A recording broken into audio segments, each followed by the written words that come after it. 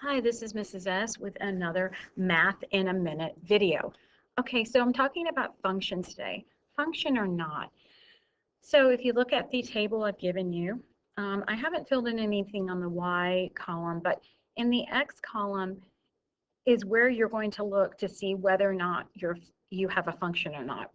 You're not going to have a repetition of X values if you have a function, meaning they're all separate numbers. A relation indicates that the X values are repeated. So if you look at this one, the fact that my 1 is repeated means that it is a relation. Let's say I change this 1 to -5. Then that means that I have a function. Okay, here's another way of looking at it. If you're looking at a drawing of a graph, for example, I have a circle here. This circle is a relation because it doesn't pass the vertical line test.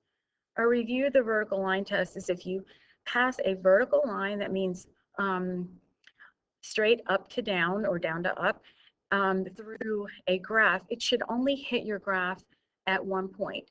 The fact that it hits this graph at 2 points indicates that it is not a function, therefore it does not pass the vertical line test, and even though it's a beautiful graph, it's not a function. Let's move on. Last but not least, if you look at a parabola, now a parabola that is exactly, you could have one that's positively oriented with a positive coefficient in front of the x squared. Even if you had one that was negatively oriented, it would still be pointing downwards. Those are going to be functions because a vertical line can only pass through the graph at one point, no matter where you try.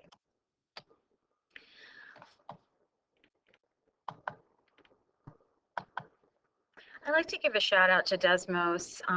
This amazing online graphing calculator has made my students' lives so much easier. It's so much easier for me to explain some of the intricacies of algebra.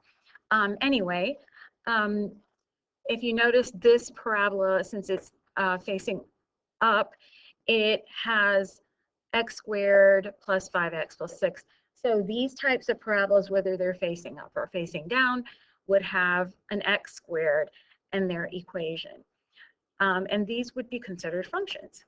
Now, the last type I wanted to show you is the sideways type of parabolas. Now, in these, you have x equals a y squared.